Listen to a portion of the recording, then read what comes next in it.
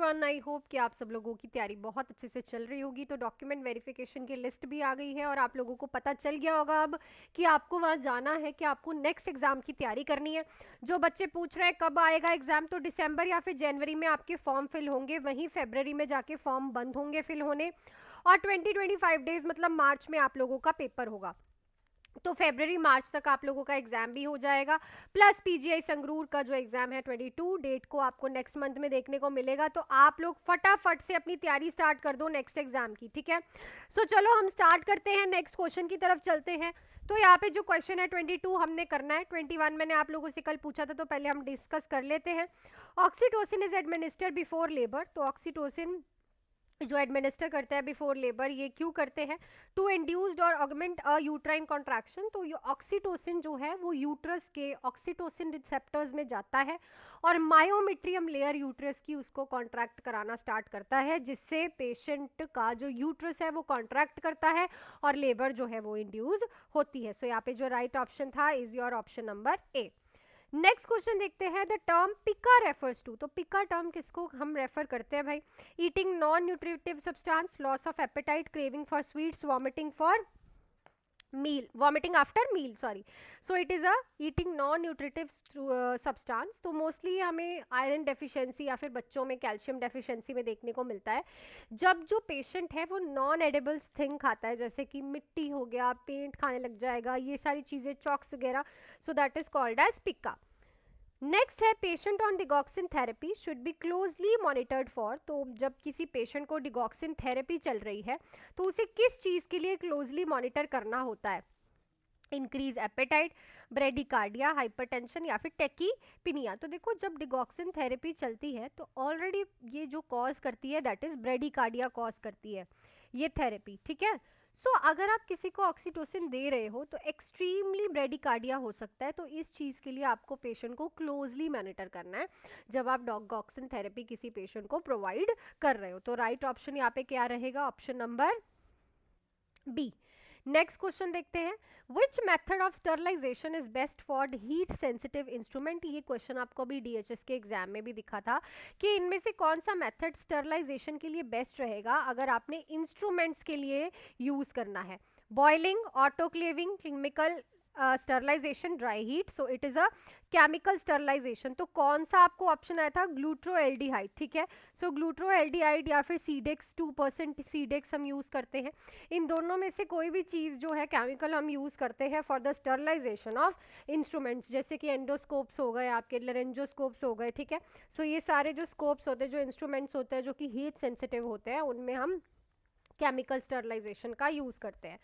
Next है the most common cause of PID और pelvic inflammatory disease. तो pelvis की इन्फ्लामेशन जो हो जाती है उसका मोस्ट कॉमन कॉज क्या है?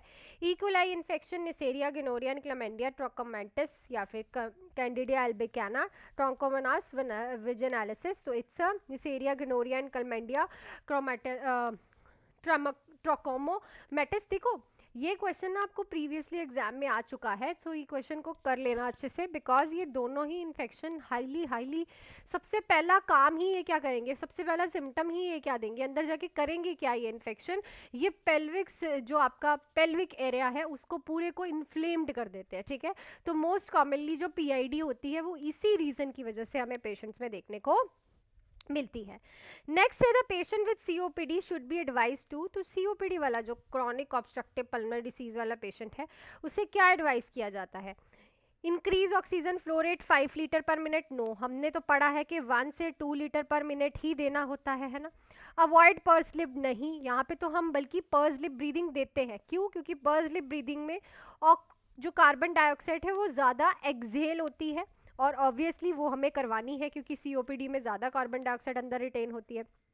ट्रेक फ्रीक्वेंट स्मॉल मील्स, लाई फ्लैट वाइल रेस्टिंग। तो अगर पेशेंट लाई फ्लैट करेगा रेस्ट के टाइम पे तो उसके लंग्स अच्छे से एक्सपैंड नहीं होंगे, उसको तो पहले ही सांस नहीं आ रही है ना। तो यहाँ पे तो हम ये पोजीशन देते ही नहीं है। तो हम क्या कहते हैं, पेशेंट को स्मॉल मील्स खाने के लिए कहते हैं। क्यों? जब वो छोटी छोटी मील खाता है एक तो उसकी एनर्जी यूज़ नहीं होती, प्लस ज़्यादा अगर वो खाएगा तो अबडमन भरा होने की वजह से लंग्स पे प्रेशर और डायफ्राम पे प्रेशर पड़ेगा, जिससे उसे सांस लेने में भी दिक्कत आएगी। तो यहाँ पे हम पेशेंट को कहते हैं take frequent and small meals. तो राइट ऑप्शन यहाँ पे हमारे पास क्या रहेगा? Option number C. नेक्स्ट देखते हैं, which of the following is a negative symptoms of schizophrenia. तो ये भी क्वेश्चन आपने देखा है, ये क्वेश्चन फिर से आपको एग्जाम में आएगा, श्योरिटी देती हूँ मैं, ठीक है। तो नेगेटिव सिम्टम क्या है स्कीजोफ्रेनिया, क्या हेलुसिनेशन, डिल्यूजन, फ्लैट अफेक्ट या फिर एजिटेशन। जब भी किसी बिहेवियर में एडिशन होगा तो पॉजिटिव सिम्टम, जब भी किसी बिहेवियर में कुछ सब्सट्रैक्शन होगा तो it is a negative symptom. तो फ्लैट अफेक्ट में मतलब इमोशंस में कमी आ रही है, मतलब सब्सट्रैक्शन हो रहा है, then it is a negative symptoms. जो बाकी सारी चीज़ें दिख रही हैं that is a addition. Hallucination is also addition, delusion is also addition, agitation is also addition, पर फ्लैट अफेक्ट जो है वो सब्सट्रैक्शन है। So that is a negative symptom of the schizophrenia. Next question पे चलते हैं, उससे पहले आप लोगों के लिए दिवाली ऑफर्स भाई स्टार्ट हो चुके हैं। सो 1999 का 3 मंथ्स का बैच अब ओनली 1799 में आप लोग ज्वाइन कर सकते हैं, और जो आप लोगों का 3299 का 6 मंथ्स का बैच था अब आप 2899 में स्टार्ट कर सकते हैं। आज ही से प्रिपरेशन करना, नंबर आप लोगों के पास है, आपको इसमें सब कुछ मिलने वाला है, live and recorded classes, full theory classes, MCQ classes, test series, doubt classes and Punjabi classes. दिसंबर जनवरी में आप लोगों को आपकी वैकेंसी मिल जाएगी, आपका एग्जाम फरवरी मार्च तक हो जाएगा, तो उसके हिसाब से। और डीआरएमई की भी आ सकती, आनी डीआरएमई की भी है और बीएफयूएचएस की भी है, दोनों में से कोई भी आ सकती है, ठीक है। तो आप लोग तैयारी कर सकते हो, ऑफर्स जो है अब थोड़े दिनों के लिए ही वैलिड है, ठीक है। पता नहीं है कब ऑफर्स बंद हो जाएंगे, तो फटाफट से आज ही प्रिपरेशन करनी अपनी स्टार्ट कर दो अगर आपको बैचेस ज्वाइन करने हैं। और सिलेक्शंस आप मेरी इस बार देख चुके हो। सो इस बार नर्सिंग एग्जाम कंटेंट से बहुत बच्चे, एटलीस्ट 10 बच्चे तो जो है वो रैंक में आए हैं, ठीक है। बाकी जो अदर जो सिलेक्ट होंगे वो अलग है, ठीक है। सो तैयारी अपनी शुरू कर दो। नेक्स्ट है the normal range of IOP, intraocular pressure की नॉर्मल रेंज क्या है, 5 to 10 mm of Hg, 10 to 21, 20 to 30, 25 से 35, सो इट्स अ 10 to 21। अगर 21 से ऊपर जाता है तो इसे हम ग्लूकोमा का नाम देते हैं, ठीक है।